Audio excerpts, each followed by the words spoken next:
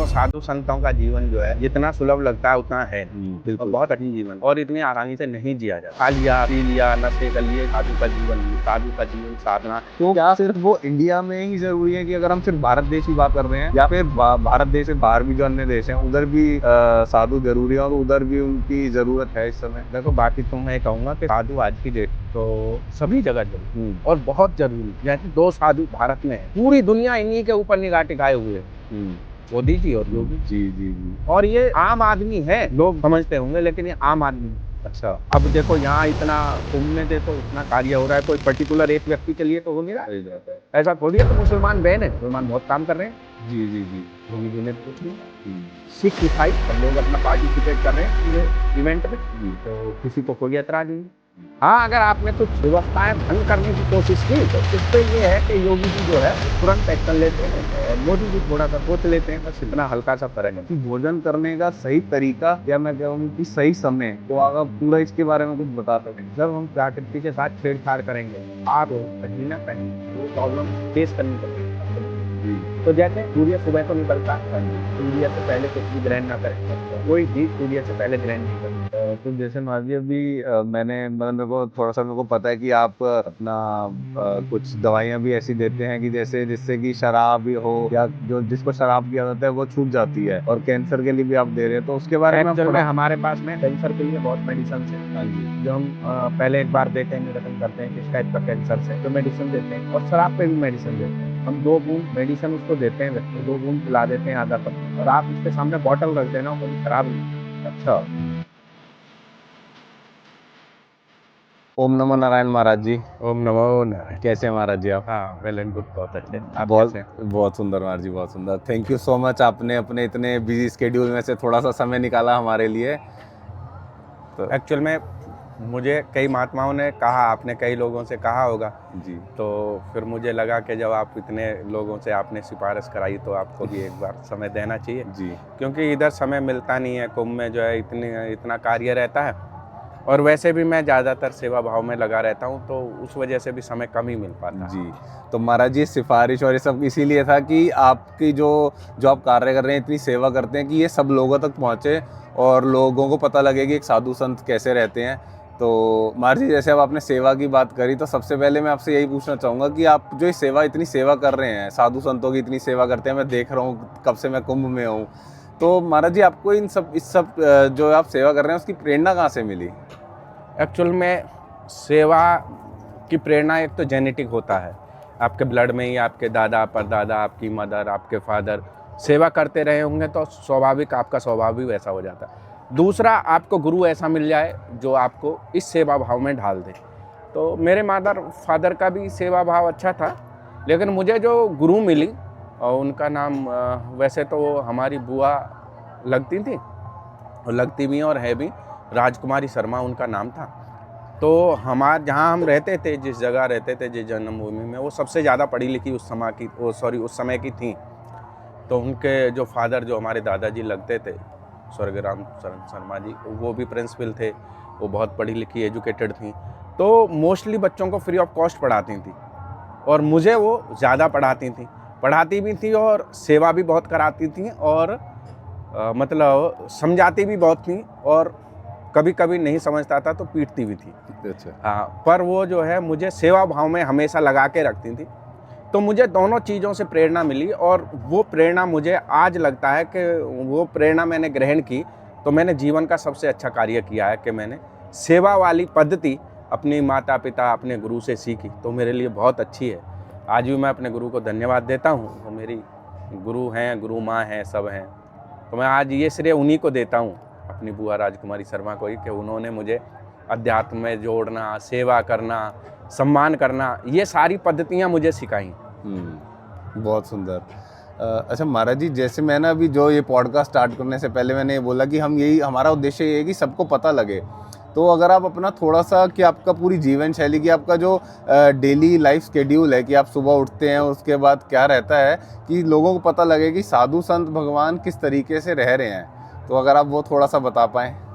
देखो साधु संतों का जीवन जो है जितना सुलभ लगता है उतना है नहीं, और बिल्कुल। बहुत कठिन जीवन है और इतनी आसानी से नहीं जिया जाता। खा लिया पी लिया नशे कर लिए, साधु का जीवन नहीं है। साधु का जीवन साधना है, साधु का जीवन संभावना है, साधु का जीवन समाज में एक उन्नति फैलाना है, साधु का जीवन एक शिक्षा है, साधु का जीवन एक दीक्षा है, साधु का जीवन एक आदर्श है। और ये सब चीज़ें साधु ही कर सकता है, आम व्यक्ति नहीं कर सकता। जैसे कि मैं सुबह मोस्टली 3:30 तक उठ जाता हूँ। अच्छा, डेली आप सुबह 3:30 उठ जाते हैं? 3 और 3:30 के बीच में उठ जाता हूँ, वॉक करता हूँ, योग करता हूँ, ध्यान करता हूँ, यज्ञ करता हूँ। उसके बाद में गौशाला का भी कार्य रहता है, जब मैं गुरु जी के यहाँ रहता हूँ तो गौशाला पे भी कार्य करता हूँ। फिर बाहर के अतिथिगण आ जाते हैं, उनसे मिलना रहता है।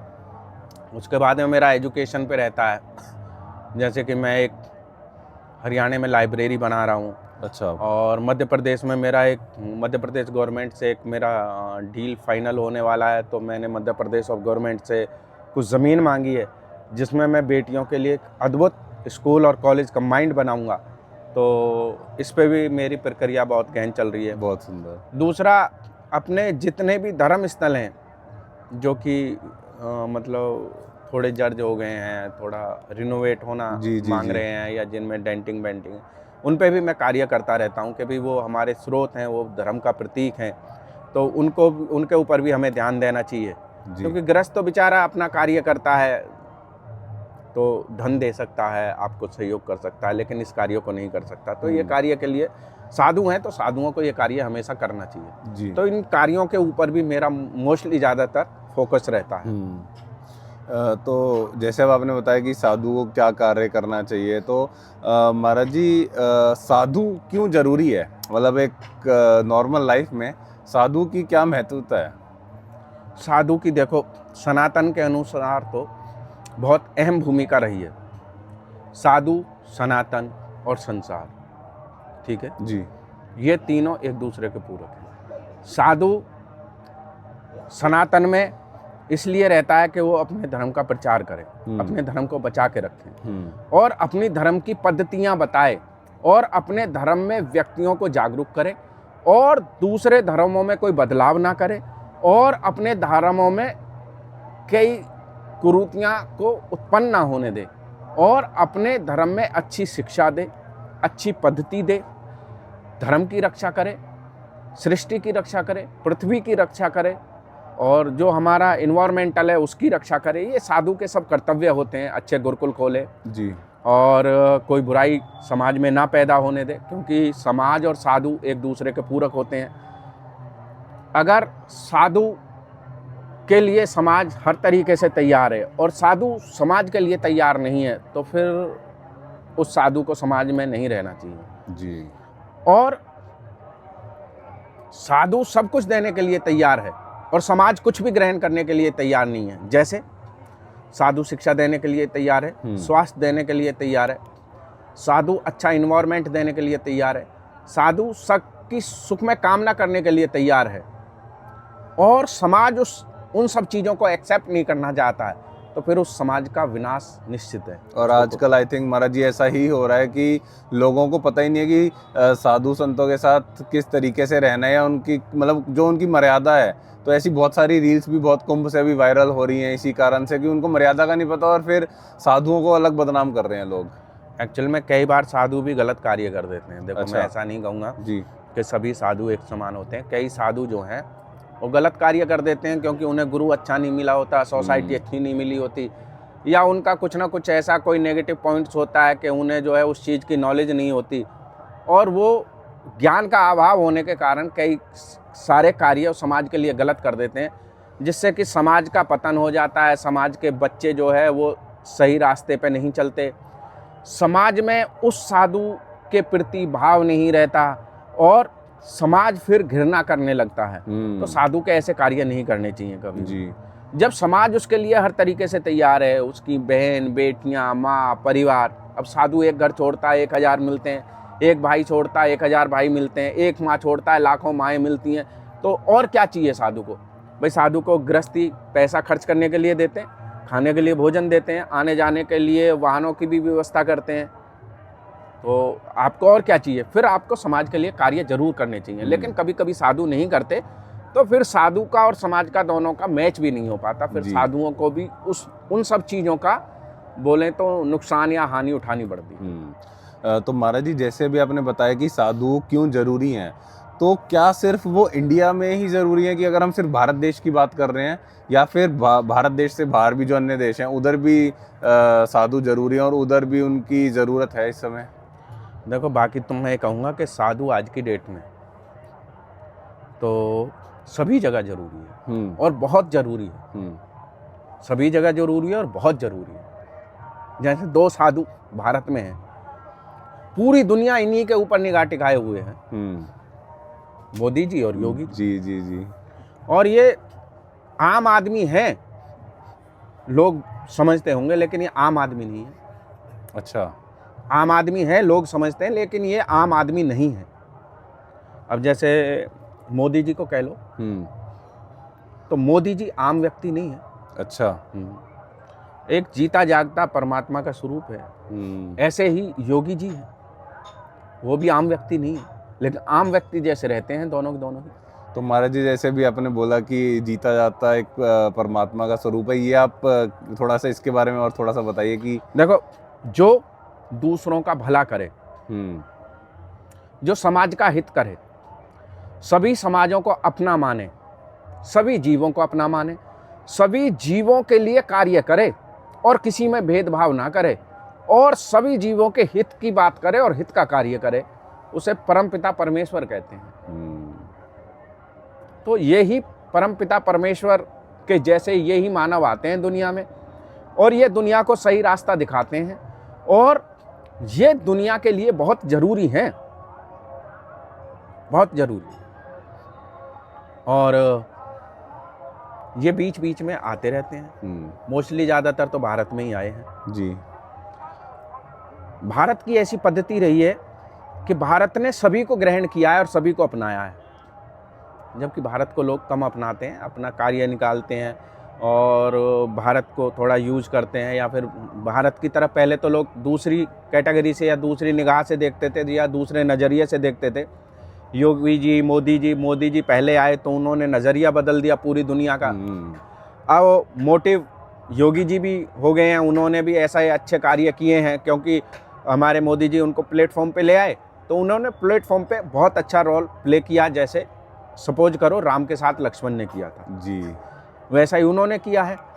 और हम लोगों को अपने जीवन में ऐसे लोगों की स्वास्थ्य की, धन की, वैभव की, कीर्ति की, इन सब चीज़ों की कामना करनी चाहिए, क्योंकि ये हमारे मूलभूत आधार हैं हमारे समाज के लिए। योगी जी, मोदी जी पर्टिकुलर किसी एक व्यक्ति के नहीं है, कोई सोचे कि किसी एक के होंगे, लेकिन ये सभी के हैं, सभी। अब देखो यहाँ इतना कुंभ में देखो इतना कार्य हो रहा है, कोई पर्टिकुलर एक व्यक्ति के लिए तो हो नहीं रहा है। सही बात है। ऐसा थोड़ी है कि मुसलमान बैन है, मुसलमान बहुत काम कर रहे हैं सब। जी जी जी। योगी जी ने तो कुछ नहीं कहा। सिख ईसाई सब लोग अपना पार्टिसिपेट कर रहे हैं पूरे इवेंट में जी, तो किसी को कोई एतराज नहीं है। हाँ, अगर आपने कुछ व्यवस्थाएं भंग करने की कोशिश की तो उस पे ये है कि योगी जी जो है वो तुरंत एक्शन लेते हैं और मोदी जी थोड़ा सा सोच लेते हैं, बस इतना हल्का सा फर्क है। और ये इतना होना भी चाहिए जी। आपको समाज को सही रास्ता दिखाना है तो आपको पोलाइटली भी होना पड़ेगा और हार्ड भी होना पड़ेगा, आपको सख्त भी होना पड़ेगा और नरम भी होना पड़ेगा। जी जी जी। तो मोस्टली योगी जी में है, वो सब काम करते हैं बिल्कुल। और वैसे भी जैसे अगर हम भी कुछ गलती करते हैं तो हमारे पिताजी भी हमें थप्पड़ भी मारते हैं और प्यार से भी समझाते ही हैं। तो ये जरूरी है। जी, सही बात है। ये समाज के धारक हैं, समाज ने इनको अपॉइंट किया है कि आप समाज का ये कार्य करें। अब ये सभी तो कार्य नहीं कर सकते, लेकिन सभी तो कार्य कर रहे हैं। बिल्कुल। आप देखो साफ सफाई का कार्य ये कर रहे हैं जी, आपने देखा, अन्न ये दे रहे हैं, ठीक। लोगों की तकलीफ पूरी दुनिया में इतनी हाहाकार है, कहीं युद्ध हो रहा है, कहीं गृह युद्ध हो रहा है, कहीं कोरोना का है, कोई बहुत सारी डिसीज हैं जी। आप बताओ मोदी जी ने किसका विरोध किया है, किसको मदद नहीं दी? बिल्कुल। यूक्रेन कभी हमारे साथ खड़ा नहीं हुआ, उसको देखो मदद दी। पाकिस्तान को भी मदद दी एज ए मेडिसिन, ये वो, तो सभी की मदद करते हैं। कोरोना के टाइम में काफी मेडिसिन पाकिस्तान में भी दी मोदी जी ने। और योगी जी हैं देखो, यूपी में कितने सारे मुसलमान हैं, ऐसा थोड़ी हिंदू ही ले रहे हैं बिल्कुल। फायदा, लेकिन मुसलमान भी ले रहे हैं। पर सारी कम्युनिटी तभी तक सुरक्षित है जब तक ये सनातन के लोग आपको सपोर्ट कर रहे हैं। आप बताओ हमारे भारत में किसी के ऊपर भी, किसी मोमडन, ईसाई, सिख, यहूदी, किसी के ऊपर कोई अत्याचार हो रहा हो, हमारे भारत से बाहर देखो, मोमडन्स आपस में लड़ रहे हैं, सिख यहूदी लड़ रहे हैं, जबकि सिख तो बेचारे आपस में पिस जा रहे हैं और क्रिश्चियन और यहूदी और सारे मोमडन्स आपस में डिस्ट्रीब्यूट हो रहे हैं जी। तो ये क्या कारण है? सही मार्गदर्शन ना होना या सही लीडर का ना होना। ऐसा थोड़ी वहाँ लीडर नहीं है, जी जी जी, लेकिन वहाँ सही मार्गदर्शन नहीं है। हमारे यहाँ लीडर तो है ही है, लेकिन सही मार्गदर्शन भी है। तो महाराज जी जैसे योगी जी भी हैं, वो भी साधु पद्धति से भी आए हैं, तो उनको मतलब जो आप बात कर रहे थे कि साधु वो वाला ज्ञान भी है और वो उसको इस तरीके से यूज़ कर रहे हैं। और कई लोग ऐसा भी बोलते हैं जो उनको सपोर्ट नहीं कर रहे, तो वो यही बोलते हैं कि अरे एक सन्यासी को पॉलिटिक्स में आने की क्या ज़रूरत है। बट मुझे लगता है वो बहुत ज़्यादा ज़रूरत थी, और धन्यवाद योगी जी का कि वो इतना कार्य कर रहे हैं। ये उन लोगों की थॉट और सोच है जिन लोगों को योगी जी डाइजेस्ट नहीं है, पहली बात तो ये है। और जितना देश,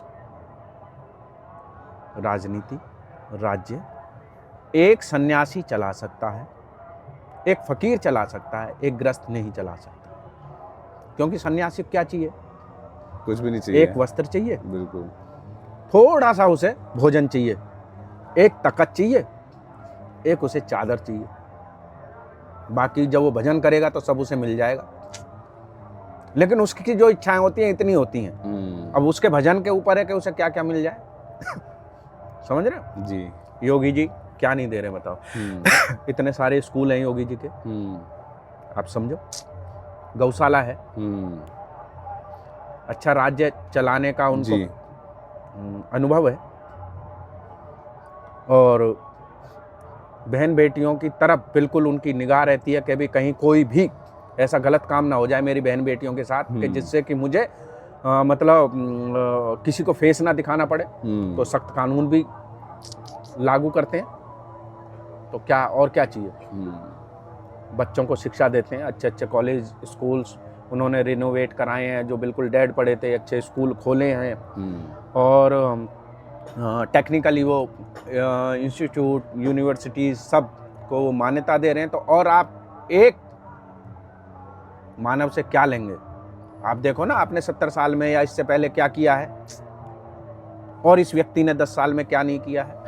तो ये सब चीज़ें हैं, ऐसा नहीं है। एक साधु जो कर सकता है वो एक गृहस्थी नहीं कर सकता, क्योंकि गृहस्थी के साथ में बहुत सारी सोचने समझने की जो मेंटल पावर होती है वो कभी कभी कम हो जाती है। अच्छा। क्योंकि उसे अपने परिवार के बारे में सोचना पड़ता है, अपनी धर्मपत्नी, अपनी बहन, अपनी बेटियां, अपना गांव, अपने यार मित्र। लेकिन सन्यासी को कुछ नहीं सोचना पड़ता, उसे सिर्फ करना पड़ता है।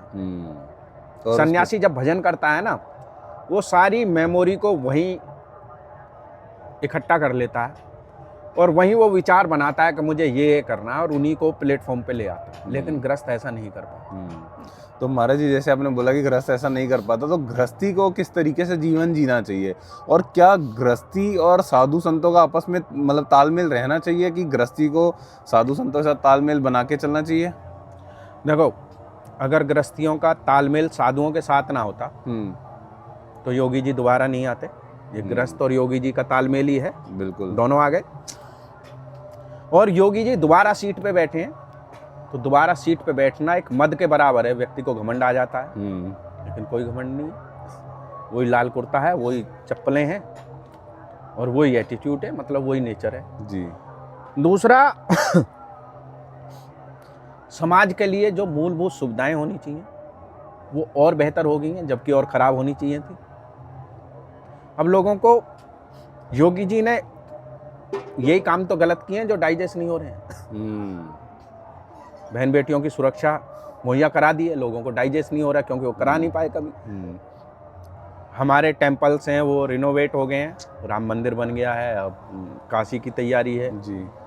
तो ये उनके लिए गलत काम है, तो उनको डाइजेस्ट नहीं हो रहा है। लोगों को समय से पहले अन्न मिल जाता है भोजन के लिए, चावल, दाल, गेहूँ और तेल, गैस सब मिल जाती है। तो ये जो काम है ये लोगों को गलत लग रहे हैं, तो ये डाइजेस्ट नहीं हो रहे हैं, तो ये मेन रीज़न है और कोई रीज़न नहीं है। और रहा योगी और मोदी जी का, तो मैंने आपको पहले भी बताया है कि अद्भुत पुरुष हैं, ये आम आदमी नहीं है जी। आम आदमी जैसे दिखते हैं। बहुत बहुत बड़ी बात बोली आपने ये। तो अच्छा महाराज जी, वो वाली चीज़ का एक बार आप मेरे को दोबारा से बताओ कि जो गृहस्थ है उनको किस तरीके से जीवन जीना चाहिए। देखो, गृहस्थ को जीवन जीना चाहिए एक सौम्य, अपने जीवन का लालन पालन करें, नशा बिल्कुल ना करें, अपनी जो धर्म स्थल हैं उनके ऊपर अपना विश्वास रखें, वहाँ जाएं, पूजा अर्चना करें जितना भी समय मिले, कुछ समय साधु के पास भी बैठें, जो पता चले कि भाई साधु और हम में कितनी दूरियां हैं और कितनी मित्रता है। उसके बाद साधु को अपने समाज में ये शिक्षा देनी चाहिए कि समाज में मांसाहार ना हो, बहन बेटियों के साथ दुराचार ना हो और नशा ना हो। और गृहस्थ को ये सब चीज़ें पालन करनी चाहिए कि जब साधु कह रहा है कि भी मांसाहार नहीं होना चाहिए, शराब नहीं होना चाहिए, बहन बेटियों के साथ दुराचार नहीं होना चाहिए, तो ये जीवन जीने का मोस्टली तरीका है। जब आप इन तीनों चीज़ों को फॉलो कर लेंगे तो आपकी 98 प्रॉब्लम्स जितनी भी हैं आपकी सोसाइटी या फिर आपके इन द हाउस जी, वो रिजॉल्व हो जाएंगी।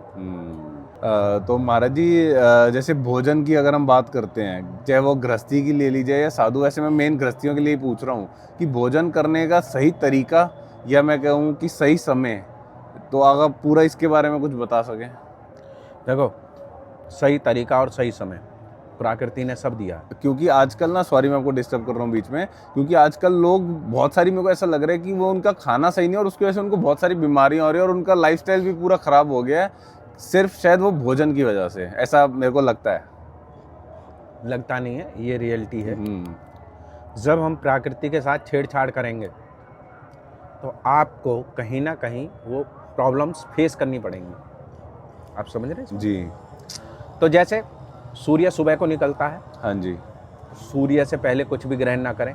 अच्छा। कोई जीव सूर्य से पहले ग्रहण नहीं करता, पशु पक्षी जितने भी हैं, और सूर्य निकलेगा फिर अपना जो है, तो उस समय आप जैसे सूर्य निकलता है 8, 9, 10 बजे, तो आप उस समय अपना भोजन लें।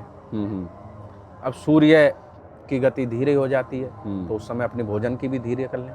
अच्छा। शाम को डूबने लगता है तो सभी पशु पक्षी अपने घर की तरफ चलते हैं, तो आप भी अपने घर की तरफ चल दें, ना कि भोजन की तरफ चलें। आप रात को 12-1 बजे भोजन खाएंगे, 3 बजे सोएंगे और दिन में 10 बजे उठेंगे, तो स्वास्थ्य आपका खराब नहीं होगा तो किसका खराब होगा। सही बात है। दूसरा, वही चीज़ फॉलो आपके परिवार के लोग करने लगते हैं, आपकी धर्मपत्नी करेगी, आपके बच्चे करेंगे, फिर उनके बच्चे करेंगे, तो ये जेनेटिक हो जाता है और फिर बहुत सारी ऐसी प्रॉब्लम्स बॉडी में क्रिएट हो जाती हैं जिनकी कोई मेडिसिन भी नहीं है। तो इसलिए व्यक्ति को जो है सरल रहना चाहिए, अपना जीवन जो है प्रकृति के अनुसार जीना चाहिए। आप जो भोजन करें तो उसमें कच्ची चीज़ें ज़रूर लेनी चाहिए, सैलेड वगैरह। रात को जैसे दही नहीं खानी चाहिए, दाल नहीं खानी चाहिए, आप वेजिटेबल्स ले सकते हैं। सुबह को आप दाल खा सकते हैं। तो और बहुत सारी चीज़ें हैं, जैसे आपको शुगर, चीनी नहीं इस्तेमाल करनी चाहिए, आपको मोस्टली ज़्यादातर कुकर इस्तेमाल नहीं करना चाहिए, सफ़ेद नमक इस्तेमाल नहीं करना चाहिए। तो महाराज जी, जैसे आप ये सब बता रहे हैं कि इस्तेमाल नहीं करना चाहिए, इसका ऑल्टरनेटिव भी बता दीजिए ताकि जो लोग देख रहे हैं उनको थोड़ी आसानी हो। जैसे चीनी की जगह वो क्या यूज़ करें? चीनी की जगह आप शक्कर यूज करें, शक्कर जिसको गुड़ कहते हैं। अच्छा। बहुत लोग चीनी को शक्कर कहते हैं, लेकिन हम गुड़ वाली फॉर्म को शक्कर कहते हैं, गुड़ को शक्कर कहते हैं। गुड़ मतलब गुड़ और शक्कर, शक्कर जो होती है वो पाउडर फॉर्म में होती है, गुड़ जो है वो ठोस फॉर्म में होता है, लेकिन दोनों एक ही पदार्थ है, तो आप इस्तेमाल करें। और नमक की जगह? नमक की जगह आप सेंधा नमक इस्तेमाल करें। सेंधा नमक। तेल की जगह आप सरसों का तेल, गाय का घी इस्तेमाल करें, तो आपकी बॉडी में ऑटोमेटिकली चेंज हो जाएगा जी। तो लेकिन हम कर नहीं पाते तो बहुत सारी समस्याएं हमारे साथ हो जाती हैं। और फिर जो हम धन इकट्ठा करते हैं वो सिर्फ हम उन लोगों को दे देते हैं जिन लोगों के लिए हमने इकट्ठा ही नहीं किया। डॉक्टर्स के पास जा रहे हैं, हॉस्पिटल्स जा रहे हैं जी। तो ये सारी चीज़ें हैं जो समाज के लिए घातक हैं जी।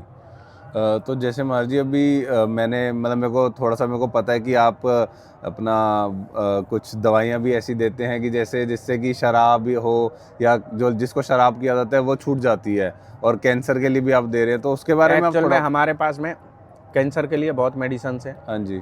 जो हम पहले एक बार देखते हैं, निरीक्षण करते हैं किस टाइप का कैंसर है, उस पर मेडिसिन देते हैं, और शराब पे भी मेडिसिन देते हैं।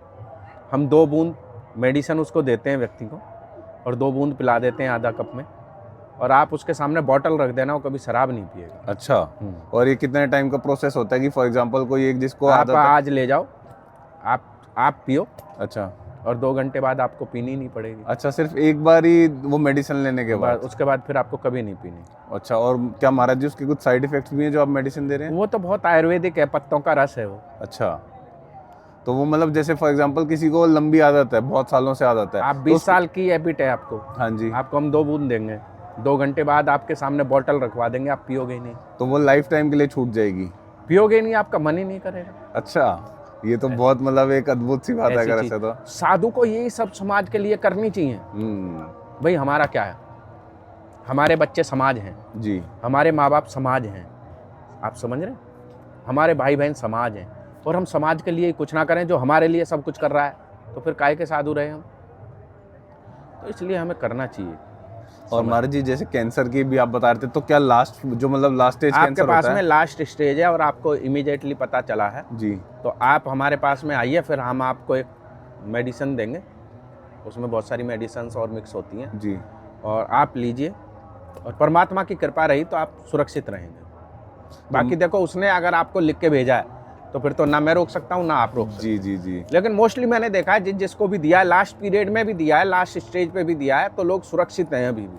अच्छा, बहुत ही तो सुंदर। बहुत सारे, जैसे कई सारे लोग पटियाले में हैं, अम्बाला में हैं, और कई सारे जगह। तो महाराज जी अगर किसी को आपके पास आना हो तो आप एक मतलब कहाँ पर है आपका, ये भी बता दीजिए। ये मेरा आश्रम जींद में है, दुर्जनपुर एक जगह पड़ती है, और मेरा मोबाइल से ही आप पूछ के आ सकते हैं, क्योंकि मैं रहूँगा तो ही मैं वो दे पाता हूँ। वैसे मैं मोस्टली सैटरडे को देता हूँ। अच्छा, आप ही देते हैं वो? हाँ जी, तो हफ्ते में एक दिन सैटरडे को देता हूँ, तो वो जो है। तो हम महाराज जी का एड्रेस और फ़ोन नंबर डाल देंगे डिस्क्रिप्शन में, अगर आपको ज़रूरत है महाराज जी को कांटेक्ट कीजिए और आप जाके दवाई ले सकते हैं। और महाराज जी अच्छा एक चीज़ और पूछनी थी मेरे को कि क्या साधु संतों के भी मित्र होते हैं? हाँ, साधु संतों के मित्र होते हैं, साधु संतों की मित्रताएं होती हैं, हाँ जी, और लेकिन लिमिटेड होते हैं, ज़्यादा नहीं होते। वैसे तो मित्रता सभी से रखेंगे, पर घनिष्ठ उनके बहुत कम ही होते हैं। तो आपके अगर आप अपने कुछ मित्रों के मतलब कहाँ पर कर आप? मेरी मित्र की लॉबी जो है वो ज़्यादा बड़ी नहीं है। अच्छा, हाँ, वो बहुत छोटी सी है, क्योंकि मित्रता वही करो जिसको आप निभा सको। तो मेरा सेवा भाव रहता है, तो ज़्यादा लोगों से बस नॉर्मली मित्रता रहती है, लेकिन घनिष्ठ मित्रता जो है, जिनके लिए मेरा जीवन, तन, मन, धन सब कुछ समर्पण है, वो 3 व्यक्ति हैं। अच्छा, हाँ, बलवीर गिरी महाराज, बाघमरी, श्री बाघमरी जी, मठ जी। के पीठाधीश्वर हैं, जी, जी, जी, और राहुल गिरी महाराज हाँ जी, दक्षेश्वर पीठाधीश्वर हैं वो, और एक हमारे अद्भुत फक्कड़ बाबा हैं। अच्छा, हाँ, उनका जो बड़ा बहुत अद्भुत संतों में भी उनकी गिनती होती है, पर मुझे वो अपना मित्र समझते हैं, मेरा सौभाग्य है। उनका नाम खुशहाल भारती है। मैं भी उनको राजा समझता हूँ, मैं हमेशा राजा कह के संबोधन करता हूँ, क्योंकि हमारे 10 नाम में भारती जो होते हैं राजा होते हैं, तो हम जो है हम सब अंगरक्षक होते हैं, तो इसलिए मैं तो उस व्यक्ति को राजा ही कहता हूँ। और मेरा बहुत ही प्रिय है, और ये तीनों व्यक्ति मेरे लिए बहुत अनमोल हैं, तो इसलिए मेरी जीवन के 3 ही व्यक्ति हैं जिनसे मैं प्रेम करता हूँ। प्रेम सभी से करता हूँ, पर बहुत जिन पे सब कुछ लुटाने का मेरा सामर्थ्य है, वो 3 व्यक्ति हैं, और 3 ही मेरे सन्यास के मित्र हैं। हाँ जी, बाकी तो ऐसे ग्रस्त में बहुत हैं, ऐसे बहुत हैं, मिलने वाले बहुत हैं, ऐसे तो सबसे प्रेम रहता है, साधु हैं हम, पर जिसने अंदर बिल्कुल जगह बना रखी है वो 3 ही हैं, ब्रह्मा विष्णु महेश। क्या बात है, ब्रह्मा विष्णु महेश, बहुत ही सुंदर महाराज जी, बहुत बहुत धन्यवाद, आपने अपना समय दिया हमारे को, इतना कीमती समय, थैंक यू सो मच। और आई होप जो ये छोटा सा एक हमने पॉडकास्ट किया है, उसकी वजह से बहुत से लोगों को जिनको मतलब कुछ प्रॉब्लम्स भी हैं, जो आपने कैंसर वो उसका भी निवारण होगा। तो बहुत बहुत धन्यवाद, और उनको ये भी पता लगेगा कि साधु संत भगवान किस तरीके से रहते हैं, जैसे आपने उनकी जीवन शैली के बारे में बताया। सो बहुत बहुत धन्यवाद। आपको बहुत बहुत साधुवाद सभी लोगों को जी।